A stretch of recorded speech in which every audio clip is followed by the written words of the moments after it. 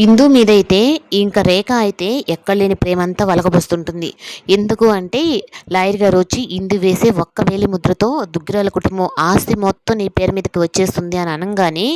ఇంక భ్రమరాంబ అయితే ఇందుని నా చీర ఐరన్ చేసేవా అంటే లేదు వదిన ఇంక ఇందుకి ఇలాంటి పనులు ఏవి చెప్పకూడదు, రేపటితో కూడా ఇందు మేజర్ అయ్యి ఈ ఆస్తిని అంతటికి వారసురాలు అవుతుంది అన్నట్టుగా ఇంకా అపర్ణ అయితే ఇందు విషయంలో నాకు డౌట్గా ఉంది, నీ మీద ఆశ రాపించుకోవడానికి ఇలా చేస్తుంది ఇందు అంటే తను ఏం చేసినా మనం ఈ యుద్ధానికి సిద్ధంగా ఉండాలి అంటే ఇంక శరత్ అయితే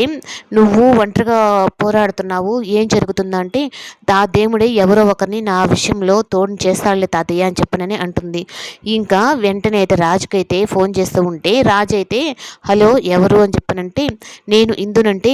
ఏంటి రాత్రిపూట కూడా నన్ను ప్రశాంతంగా వదలవా, ఏ జైలు పంపించాలని చెప్పిన ప్లాన్లు చేస్తున్నావా అంటే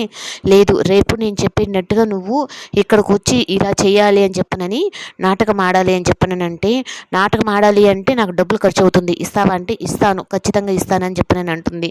ఇంకా అలా అనిన తర్వాత ఇంకా ఉదయానికల్లా రాజు అయితే సూటు అన్నీ వేసేసుకొని ఇంకా అక్కడికి వచ్చేసి నేను రాజుని అన్నట్టుగా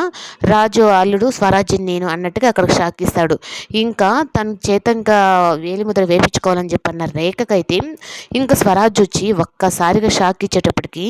ఇంకేమీ అర్థం కాని పరిస్థితులు అయితే ఉంటుంది. ఇంకా స్వరాజ్ గ్రూప్ ఆఫ్ అన్ని ఆస్తులన్నీ ఇందు పేరు మీద కాకుండా నా పేరు మీదే ఉన్నాయని